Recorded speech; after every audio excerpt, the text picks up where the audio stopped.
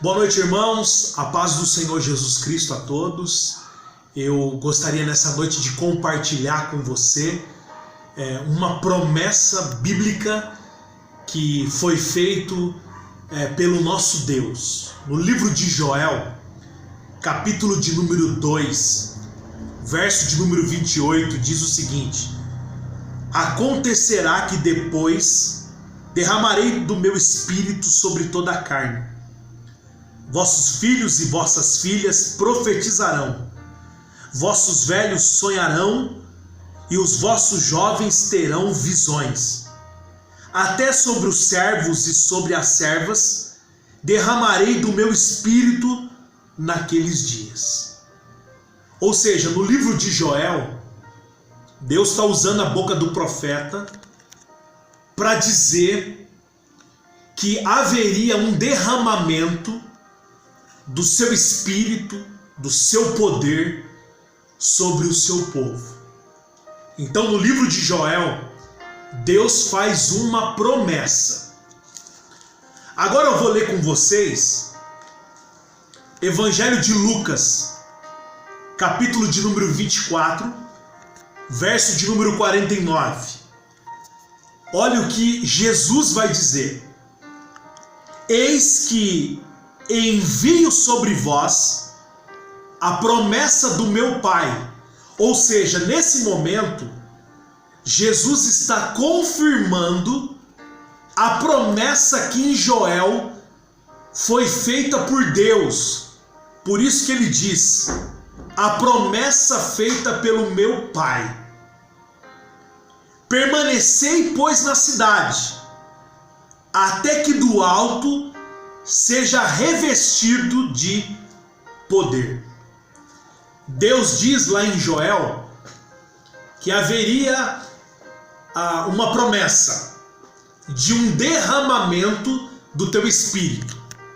Então em Joel ele fala que ele iria derramar do teu espírito. É como se você pegasse um jarro de água e você derramasse. É isso que Deus está dizendo lá em Joel. Em Lucas, Jesus ele confirma essa promessa, dizendo que o seu povo seria revestido. O que é revestido? Pensa assim: quando você está com frio e o seu corpo começa a sentir frio, ok? Você coloca uma blusa, você está revestindo o seu corpo. Jesus está dizendo que a sua igreja, o seu povo, a noiva do Cordeiro, seria revestida de poder. Em Joel, vamos lembrar, Deus faz a promessa. No Evangelho de Lucas, o Filho confirma a promessa. Vamos repetir. Em Joel, o Pai faz a promessa. No Evangelho de Lucas, o Filho confirma a promessa. E agora eu vou ler com vocês Atos dos Apóstolos, capítulo 2. Porque a promessa foi feita, a promessa foi confirmada, e em Atos, capítulo de número 2, há o cumprimento da promessa. Ou seja, a promessa vai ser cumprida agora.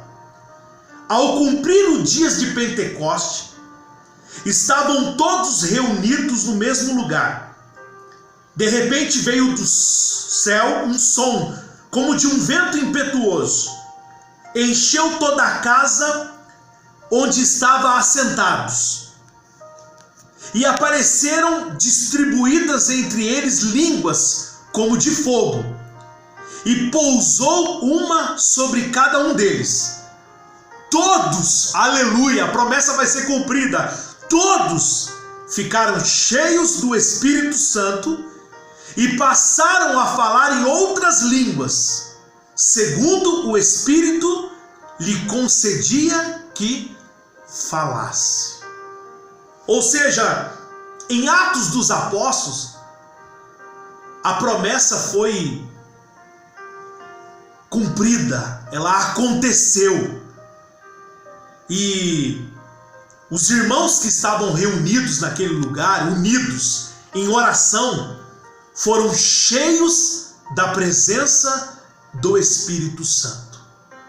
Em rápidas palavras, eu queria dizer para você que essa promessa que foi feita por Deus, confirmada por Jesus e realizada pelo Espírito Santo, ela é uma promessa para a minha vida e para a sua vida. Nós precisamos e devemos ter uma vida cheia da presença do Espírito Santo de Deus. Eu acredito que a igreja, ela deve voltar a desejar esse derramamento, esse revestimento, esse poder do Espírito Santo sobre ela. Espírito Santo de Deus, sacudindo a igreja, avivando os nossos corações, usando a minha vida e a sua vida de uma forma poderosa. Eu chamo o batismo com o Espírito Santo de um avivamento pessoal.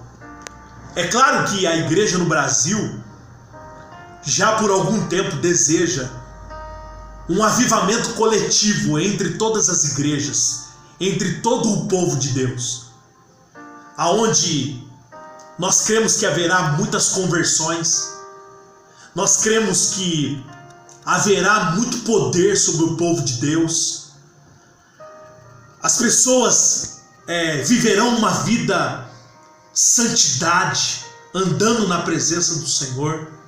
Cremos que milagres, prodígios, sinais, maravilhas vão acontecer no meio do povo de Deus. Então a igreja no Brasil, ela anseia por esse avivamento coletivo. Mas eu creio que o batismo com o Espírito Santo, ele traz para você uma experiência pessoal de um avivamento único para a sua vida, um avivamento pessoal, um avivamento seu, uma experiência com Deus. E a pergunta que fica é a seguinte: qual o propósito do batismo com o Espírito Santo? Qual o propósito do revestimento de poder? Qual o propósito de um derramamento do Espírito sobre a minha vida e sobre a sua vida? 3 coisas que eu gostaria de compartilhar com você, em rápidas palavras. Primeiro, para que eu e você seja testemunha autêntica, real e verdadeira a respeito do nosso Senhor e Salvador Jesus Cristo. Poder para você pregar Jesus Cristo. Poder para você vivenciar com a sua vida o nome poderoso de Jesus Cristo. Testemunha real de quem é Jesus Cristo. Para isso, o batismo com o Espírito Santo. Para isso, esse derramamento de poder sobre a minha vida e sobre a sua vida. Segundo, vitória sobre o pecado. Você já percebeu que existem algumas pessoas que elas vivem um tobogã na sua vida com Deus? Uma hora ela está bem, vivendo uma vida de santidade lá no alto, buscando a Deus, firmes, orando, clamando, e de repente essa mesma pessoa está afundada no pecado, na mentira, e tantos outros pecados. O batismo com o Espírito Santo, ele nos reveste de poder para a gente vencer o pecado, dizer não para o pecado. Nós temos a nossa natureza humana, a a vontade, os desejos, as paixões pelo pecado. Nossa natureza muitas vezes prevalece. E o batismo com o Espírito Santo vai te revestir, te capacitar para você vencer o pecado e viver uma vida santa, pura, uma vida de santidade na presença de Deus. Terceiro, viver plenamente o fruto do Espírito. Batismo com o Espírito Santo capacita eu e você a viver plenamente o fruto do Espírito Santo. Isso está em Gálatas, capítulo 5, verso de número 22. Mas o fruto do Espírito é amor. Como é que está o seu amor? Alegria. Você está alegre? Paz. Olha que interessante. O fruto do Espírito é paz. Não é pânico, desespero, medo. É paz. Longanimidade,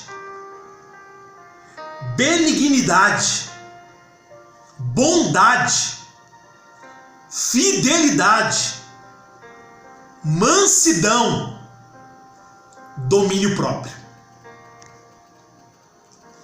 É para isso o revestimento, o derramamento do Espírito sobre a minha vida e sobre a sua vida.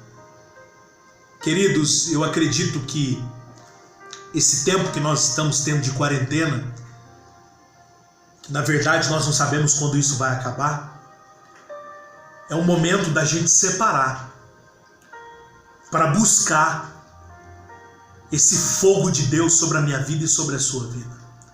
Essa experiência poderosa sobre a minha vida e sobre a sua vida.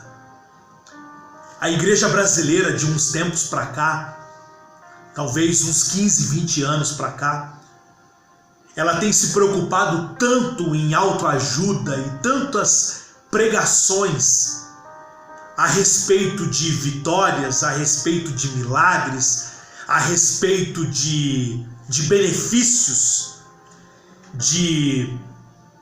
das coisas materiais.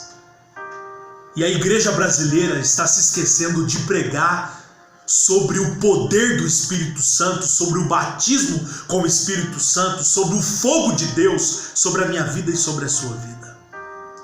Nada contra, de forma alguma, você falar de milagre, você falar de vitória, porque uma vida com Jesus automaticamente é uma vida de milagre, é uma vida de vitória, é uma vida de resposta. Amém. Amém.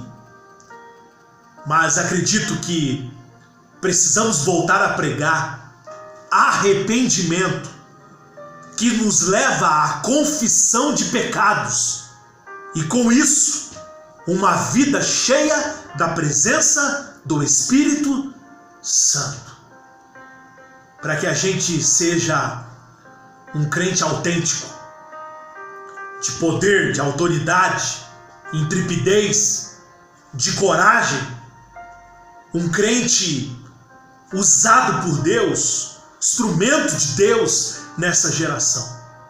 Em nome de Jesus, separe esse tempo que você tem agora para buscar a Deus. Se consagre, leia a palavra, fale com Deus, tenha momentos com Deus. Busque a sua intimidade, a sua experiência, busque o poder de Deus sobre a sua vida. O momento é de buscar uma experiência com o Senhor. Anos de igreja, eu costumo dizer que muitas vezes não é nada. Eu falar assim, eu tenho 15 anos na igreja, eu tenho 30 anos na igreja, eu tenho 1 ano, eu tenho 20. E aí? Está na hora de a igreja ter uma experiência poderosa com o Espírito Santo de Deus. Lembre-se que foi uma promessa do Pai, foi confirmado pelo Filho e foi realizada pelo Espírito Santo de Deus. A promessa está aí. Experimente. Experimente ter uma vida cheia do Espírito Santo de Deus. Pode ter certeza, você não será a mesma pessoa. Você não será o mesmo crente. Deus vai usar a sua vida de uma forma sobrenatural e você será instrumento de Deus, canal de bênção para essa geração. Deixe Deus usar a sua vida e lembre-se, o Espírito Santo é para mim e é para você. O Espírito Santo é para nós. O Espírito Santo é para o povo de Deus. O Espírito Santo é para a igreja. Em nome de Jesus, guarde essa palavra no teu coração e faça dessa quarentena uma oportunidade de você ter intimidade, busca e uma vida cheia do Espírito Santo de Deus. Eu me lembro de 2 exemplos da Bíblia. Quando, antes e depois da experiência com o Espírito Santo. O Pentecoste. Antes e depois da vida de Pedro. Antes da experiência com o Espírito Santo, Pedro, quando perguntaram para ele se ele conhecia Jesus, se ele fazia parte daqueles que andavam com Jesus, Pedro negou. Pedro disse: não, eu não. Eu não o conheço, nunca vi, não sei quem é. Antes da experiência gloriosa e do poder do Espírito Santo. Mas a palavra de Deus vai dizer que depois do Pentecoste, em que ele recebe o poder do Espírito Santo sobre a vida dele, Pedro, quando ouviu algumas pessoas dizer que aquele poder do Espírito Santo era realmente alguns que estavam embriagados, bêbados, Pedro toma a palavra e Pedro traz um discurso cheio de fé, de poder e de autoridade, combatendo o mal e dizendo que o que estava acontecendo era uma promessa que estava sendo cumprida pelo Pai, o batismo com o Espírito Santo. Antes do Pentecoste, medo, insegurança.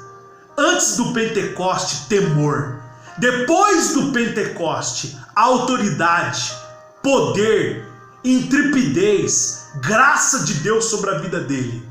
Em nome de Jesus, que você tenha uma experiência com o Pentecoste e uma unção poderosa de Deus caia sobre a sua vida, sobre a sua casa e sobre a sua família, em nome de Jesus. Que Deus te abençoe e que você possa guardar essa palavra no teu coração. Amém e amém. Graças a Deus. Deus abençoe, irmãos.